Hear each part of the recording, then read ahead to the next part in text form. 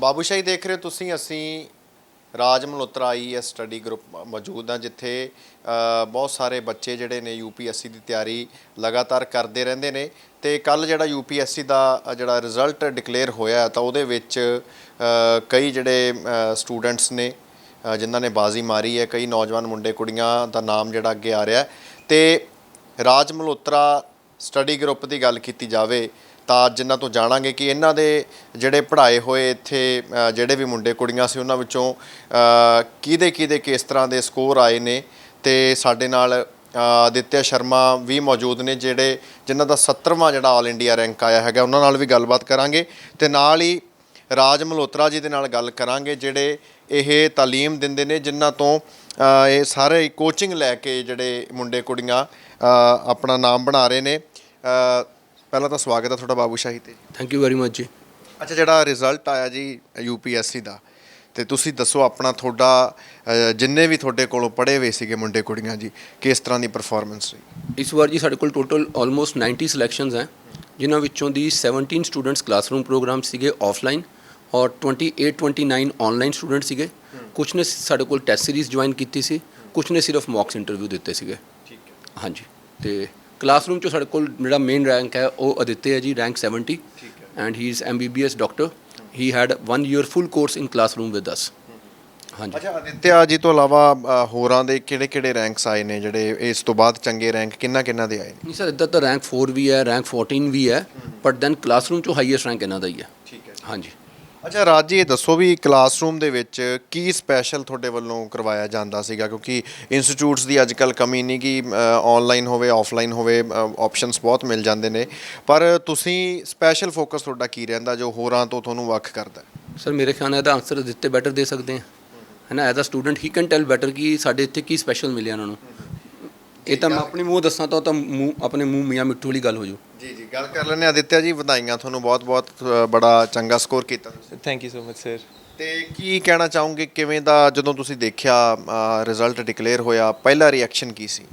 पहला रिएक्शन तो थोड़ा रिलीफ का ही था कि चलो फाइनली पेपर क्लियर हो गया है। फिर घर वालों की खुशी देख के काफ़ी खुशी सी महसूस हुई। तो फिर उसके बाद मेरे को तो काफ़ी मैं ग्रेटफुल हूँ, जैसे राज सर को, ये मेरे फ्रेंड रहे हैं, फ़िलासफ़र रहे हैं, गाइड रहे हैं पूरे प्रोसेस में। जब मैं पहली बार 2019 में आया था यहाँ पे, तो सर ने मुझे बिठाया था, मेरे से बातचीत करी थी, मुझे बताया था कि आप में पोटेंशियल है, आपका एग्ज़ाम क्लियर हो जाएगा। उसके बाद फिर सर के ही मैंने डेमो लेक्चर्स लगाए। फिर उसके बाद मैं पूरे अपने जो भी 2-3 साल की प्रिपरेशन रही है, टाइम टू टाइम सर के पास आता था गाइडेंस के लिए कि मेंस हो गया सर, क्या करना चाहिए, स्ट्रैटेजी बता दो, इंटरव्यू में सर कैसे करना चाहिए। तो मुझे लगता है कि जो पर्सनल इन्वायरमेंट यहाँ पे मिलता है, कि जैसे अनुज सर हैं हमारे, तो है ना, उनसे हम कभी भी जाके कोई भी डाउट है, क्वेरी है, किसी भी रिगार्डिंग हम लोग बात कर सकते हैं। तो मुझे लगता है कि जैसे दिल्ली के इंस्टीट्यूट्स हैं, वहाँ पे जनरली हम अपना इतना पर्सनल टाइम कोई टीचर हमको देता नहीं है, क्लासरूम साइज़ बहुत बड़ा रहता है। तो मुझे लगता है ये एक फैक्टर है जो कि काफ़ी हेल्प रहता है कैंडिडेट्स के लिए। ਤੁਸੀਂ ਐਕਸਪੈਕਟ ਕਰ ਰਹੇ ਸੀਗੇ ਇਹ ਰੈਂਕ, ਜਾਂ ਇਸ ਤੋਂ ਵੀ ਚੰਗਾ ਰੈਂਕ ਐਕਸਪੈਕਟ ਕਰ ਰਹੇ ਸੀਗੇ, ਜਾਂ ਇਸ ਤੋਂ ਘੱਟ ਕਰ ਰਹੇ ਸੀਗੇ? ਕੀ ਐਕਸਪੈਕਟੇਸ਼ਨ ਸੀ ਤੁਹਾਡੀਆਂ ਰਿਜ਼ਲਟਸ ਤੋਂ ਪਹਿਲਾਂ? सर यूपीएससी ऐसा एग्ज़ाम है जहाँ पे हम कभी प्रिडिक्ट नहीं कर सकते। जब हमने 9 मेंस के पेपर लिखे हैं, अब हमें नहीं पता हमने कैसे लिखे हैं, इंटरव्यू बहुत सब्जेक्टिव है, कैसा हुआ है, तो कहना बहुत मुश्किल था। मुझे लग रहा था कि कुछ सर्विस मिल जाएगी, बट आईएएस मिलना तो काफ़ी मुझे लगा कि अनएक्सपेक्टेड था। ਜੀ। ਅੱਛਾ, ਤੁਸੀਂ MBBS ਹੋ ਤੇ ਇਸ ਵੇਲੇ ਕੀ ਕਰ ਰਹੇ ਹੋ? सर मेरी MBBS ही अभी पिछले साल जुलाई में ख़त्म हुई है। जून में ही मैंने प्रीलिम्स लिख दिया था, तो उसके बाद से तो मैं साथ ही साथ फर्स्ट अटैम्प्ट ही था मेरा ये साथ साथ। हाँ जी सर।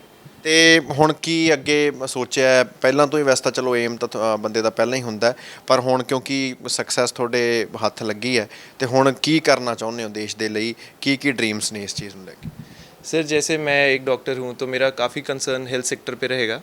जैसे मैंने खुद नोटिस किया है, मैं अपने फ्रेंड को मिलने गया था जो मेडिकल ऑफिसर है करसोग में, डिस्ट्रिक्ट मंडी हिमाचल में।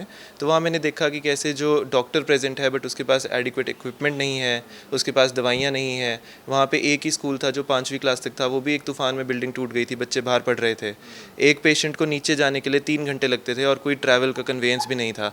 तो ऐसी ऐसी दिक्कतें देख के मेरे को लगता है कि हेल्थ और एजुकेशन मेरे प्रायोरिटी सेक्टर्स रहेंगे, अलॉन्ग की साथ साथ स्टूडेंट्स को गाइड करना और मोटिवेट करना कि कैसे वो भी प्रोसीड करके अपने ड्रीम्स को ट्रू कर सकते हैं।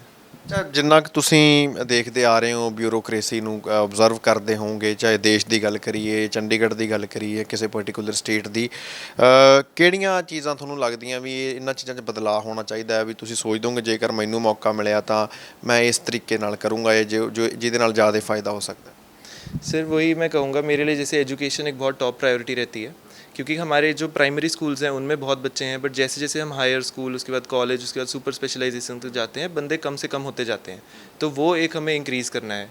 साथ साथ हमारी जो है अनएम्प्लॉयमेंट लेवल भी कई बार अब थोड़ा सा बढ़ रहा है, लोगों को स्किल सेट उतना डेवलप नहीं है।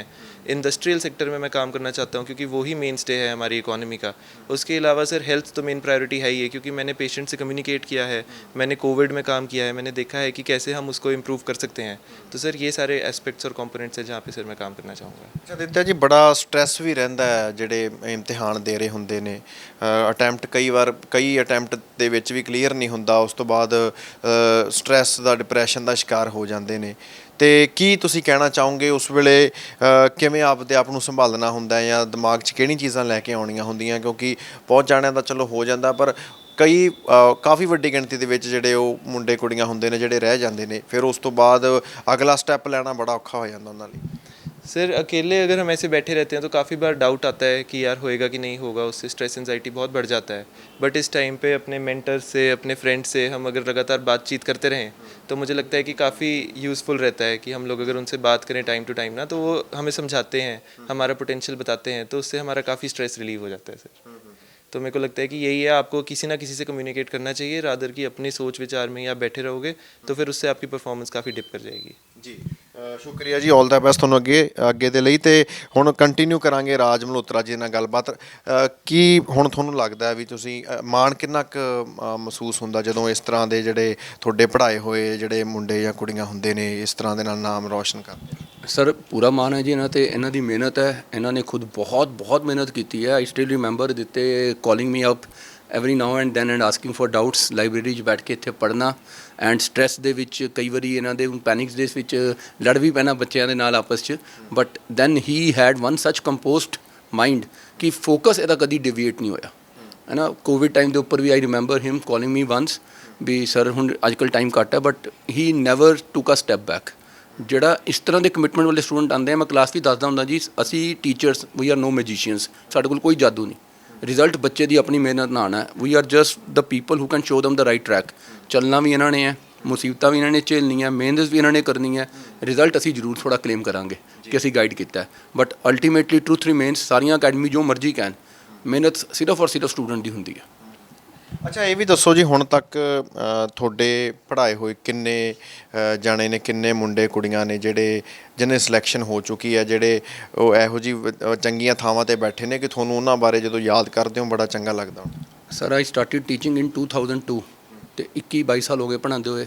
ਆਲਮੋਸਟ ਹੁਣ 2000 ਦੇ ਆਸ-ਪਾਸ ਬੱਚਾ ਕੁਆਲੀਫਾਈ ਕਰ ਚੁੱਕਾ ਜੀ ਸਟੇਟ ਸਿਵਲ ਸਰਵਿਸਿਜ਼ IAS ਵਗੈਰਾ ਦੇ ਵਿੱਚ, ਔਰ ਬੜਾ ਅੱਛਾ ਲੱਗਦਾ ਜੀ when we meet them. Punjab cadre 'ਚ ਬਹੁਤ ਸਾਰੇ IAS IPS ਹੈ, ਚੰਡੀਗੜ੍ਹ 'ਚ ਵੀ ਬੜੇ ਆਫਿਸਰਸ ਆਏ ਐਂਡ ਦੇ keep meeting as well. So yes it's. ਤੁਸੀਂ ਦੱਸਿਆ 2002 'ਚ ਤੁਸੀਂ ਸ਼ੁਰੂ ਕੀਤਾ ਇਹ ਜਿਹੜਾ ਸਫ਼ਰ ਸੀ, ਤੁਹਾਡਾ ਬੈਕਗਰਾਊਂਡ ਦੱਸੋ ਵੀ ਕਿਹੜੀ ਚੀਜ਼ ਨੇ ਤੁਹਾਨੂੰ ਕਿਹਾ ਵੀ ਮੈਨੂੰ ਹੁਣ ਇਹ ਕਰਨ ਦੀ ਲੋੜ ਹੈ, ਮੈਂ ਹੋਰਾਂ ਬੱਚਿਆਂ ਨੂੰ ਪੜ੍ਹਾਵਾਂ? ਕੋਈ ਤੁਸੀਂ ਆਪ ਕੀ ਕਰਨਾ ਚਾਹੁੰਦੇ ਸੀਗੇ, ਜਾਂ ਕਿਹੜੀ ਪਰਟੀਕੂਲਰ ਉਹ ਚੀਜ਼ ਸੀਗੀ, ਸੋਚ ਸੀਗੀ ਜਿਸ ਤੋਂ ਬਾਅਦ ਤੁਸੀਂ ਇਹ ਫੈਸਲਾ ਲਿਆ? ਸਰ ਮੈਂ ਖੁਦ ਵੀ ਤਿਆਰੀ ਕਰ ਰਿਹਾ ਸੀਗਾ ਜੀ, ਐਂਡ ਅਨਲੱਕੀਲੀ ਫਾਈਨਲ ਨਹੀਂ ਹੋਏ ਕਲੀਅਰ ਸਾਡੇ। ਐਂਡ ਦੈਨ ਵੀ ਰਿਅਲਾਈਜ਼ ਕਿ ਬਹੁਤ ਸਾਰੇ ਸਟੂਡੈਂਟਸ ਨੂੰ ਬਹੁਤ ਸਾਰੀ right guidance at right time ਨਹੀਂ ਮਿਲਦੀ, ਜਾਂ ਬਹੁਤ ਸਾਰੀ ਉਹ right material at one place ਨਹੀਂ ਮਿਲਦਾ, ਜਾਂ ਮੋਟੀਵੇਸ਼ਨ ਨਹੀਂ ਮਿਲਦੀ। ਸੋ ਸਾਡਾ ਆਪਣਾ ਸੁਪਨਾ ਨਹੀਂ ਹੋਇਆ ਪੂਰਾ, ਅਤੇ ਹੁਣ ਅਸੀਂ ਲੋਕਾਂ ਦੇ ਸੁਪਨੇ ਪੂਰੇ ਕਰਾ ਕੇ ਆਪਣਾ ਸੁਪਨਾ ਪੂਰਾ ਕਰ ਰਹੇ। ਤੇ ਹੁਣ ਟਾਈਮ ਦੇ ਨਾਲ ਨਾਲ ਜਿਵੇਂ ਜਿਵੇਂ ਟਾਈਮ ਬਦਲ ਰਿਹਾ, ਟੈਕਨੋਲੋਜੀ ਬਦਲ ਰਹੀ ਹੈ, ਐਜੂਕੇਸ਼ਨ ਦਾ ਜਿਹੜਾ ਉਹ ਵੀ ਜਿਹੜਾ ਲੈਵਲ ਹੈਗਾ ਉਹ ਲਗਾਤਾਰ ਵੱਧ ਰਿਹਾ ਹੈਗਾ, ਤੁਸੀਂ ਆਪਦੇ ਆਪ ਨੂੰ ਕਿਵੇਂ ਉਸ ਦੇ ਨਾਲ ਢਾਲ ਲੈਂਦੇ ਹੋ? ਤੇ ਹੁਣ ਆਉਣ ਵਾਲੇ ਸਮੇਂ ਦੇ ਵਿੱਚ ਜਾਂ ਪ੍ਰੈਜ਼ੈਂਟ ਦੀ ਗੱਲ ਕਰੀਏ ਤਾਂ ਕਿਸ ਤਰ੍ਹਾਂ ਦੀ ਸਪੈਸ਼ਲ ਜਿਹੜੀ ਕੋਚਿੰਗ ਦਿੱਤੀ ਜਾ ਰਹੀ ਹੈ? ਸਰ ਬੜਾ ਸਿੰਪਲ ਹੈ ਜੀ, ਮੇਰਾ ਇੱਥੇ ਦਾ ਇੱਕ ਅਸੂਲ ਹੈ, ਜਿਹੜੇ ਸਟੂਡੈਂਟਸ ਪਿਛਲੇ 2-3 ਸਾਲਾਂ ਦੇ ਵਿੱਚ ਸਿਲੈਕਟ ਹੋ ਰਹੇ ਹੈ, ਜਿੱਦਾਂ ਹੁਣ ਅਦਿੱਤੇ ਜੀ ਹੈ and he has been selected, ਔਰ ਇਹਨਾਂ ਨੂੰ ਹੁਣ ਕੋਈ ਸਟ੍ਰੈਸ ਨਹੀਂ ਹੈ। So I will ask him now to come and teach my students here for few days. ਤੇ ਜਿਹੜੇ ਬੱਚੇ ਇਸ ਸਾਲ ਸਿਲੈਕਟ ਹੋਣਗੇ, ਜੇ ਉਹੀ ਬੱਚਿਆਂ ਨੂੰ ਗਾਈਡੈਂਸ ਦੇ ਕੇ ਜਾਣ, ਤੇ ਉਹ ਹਮੇਸ਼ਾ ਅਪਡੇਟਿਡ ਹੀ ਰਹਿਣਗੇ। ਠੀਕ ਹੈ।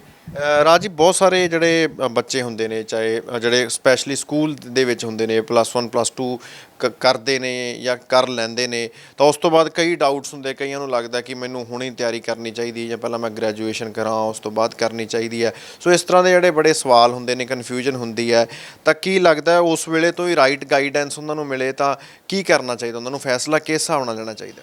ਸਰ 24 ਘੰਟੇ ਦਾ ਦਿਨ ਹੈ ਜੀ, 8 ਘੰਟੇ ਕਾਲਜ ਮੰਗਦਾ, ਕੋਈ ਵੀ ਕਾਲਜ ਹੋਏ 8 ਘੰਟੇ ਤੁਸੀਂ ਸੋ ਲਓ, 2 ਘੰਟੇ ਖਾ ਪੀ ਨਹਾ ਧੋ ਲਓ ਤੇ ਜੇ 6 ਘੰਟੇ ਪੜ੍ਹ ਲਓ ਤੇ 3 ਸਾਲਾਂ 'ਚ ਤੁਸੀਂ IAS ਬਣ ਸਕਦੇ ਹੋ। ਠੀਕ ਹੈ, ਮਤਲਬ ਇਹ ਮੈਟਰ ਨਹੀਂ ਕਰਦਾ ਵੀ ਤੁਸੀਂ ਸਕੂਲ ਗ੍ਰੈਜੂਏਸ਼ਨ ਤੋਂ ਪਹਿਲਾਂ ਕਰ ਰਹੇ ਹੋ ਬਾਅਦ 'ਚ ਕਰ ਰਹੇ ਹੋ, ਤੁਸੀਂ ਕਦੋਂ ਵੀ ਕਰ ਸਕਦੇ ਹੋ। ਸਰ ਜਿਹੜੇ 3 ਸਾਲ ਗ੍ਰੈਜੂਏਸ਼ਨ ਦੇ ਆ ਜੋ ਤੁਸੀਂ ਉਸੇ ਟਾਈਮ ਤੇ ਟਾਈਮ ਇਨਵੈਸਟ ਕਰਤਾ ਐਜ਼ ਹੀ ਗੋਟ ਸਿਲੈਕਟਡ, ਹੁਣ ਵੀ ਕੈਨ ਲੱਕੀਲੀ ਸੇ ਕਿ ਜਿਹੜੀ ਵੀ ਸਟੇਟ 'ਚ ਹੋਣਗੇ ਚੀਫ ਸੈਕਟਰੀ ਤਾਂ ਪਹੁੰਚਣਗੇ ਬਿਕੋਜ਼ ਰਾਈਟ ਟਾਈਮ ਤੇ ਐਂਟਰ ਕਰ ਰਹੇ ਨਾ, ਜਿੰਨੀ ਲੇਟ ਜਾਓਗੇ ਉਨੀ ਜਲਦੀ ਰਿਟਾਇਰ ਹੋ ਜਾਓਗੇ। ਹਾਂਜੀ, so starting early is very important.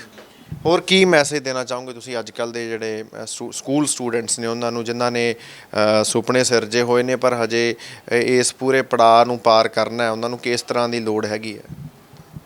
ਲੋਕਾਂ ਦੀਆਂ ਰੀਲਸ ਦੇਖਣ ਨਾਲੋਂ ਇੰਸਟਾਗ੍ਰਾਮ ਤੇ ਟਰਾਈ ਕਰੋ ਡਾਕਟਰ ਦਿੱਤੇ ਵਕਨ ਤੁਹਾਡੀ ਰੀਲ ਬਣੇ ਤੇ ਉਹਦੇ ਵਾਸਤੇ ਬਸ ਥੋੜੀ ਮਿਹਨਤ ਕਰ ਲਓ, ਥੋੜਾ ਕਮਿਟਮੈਂਟ ਕਰ ਲਓ। ਬਹੁਤ ਬਹੁਤ ਸ਼ੁਕਰੀਆ ਜੀ। ਸੋ ਗੱਲ ਕਰ ਰਹੇ ਸੀ ਰਾਜ ਮਲਹੋਤਰਾ ਜੀ ਨਾਲ ਗੱਲ ਕੀਤੀ ਹੈ ਤੇ ਆਦਿਤਿਆ ਸ਼ਰਮਾ ਦੇ ਨਾਲ, ਮਾਫ ਕਰਨਾ, ਜਿਨ੍ਹਾਂ ਦਾ ਆਲ ਇੰਡੀਆ ਰੈਂਕ ਜਿਹੜਾ ਹੈਗਾ 70th ਰੈਂਕ ਆਇਆ ਹੈਗਾ ਤੇ ਰਾਜ ਮਲਹੋਤਰਾ ਜਿਹੜਾ ਸਟੱਡੀ ਗਰੁੱਪ ਹੈਗਾ ਸੋ ਇਹਨਾਂ ਲਈ ਬੜੀ ਮਾਣ ਦੀ ਗੱਲ ਹੈ।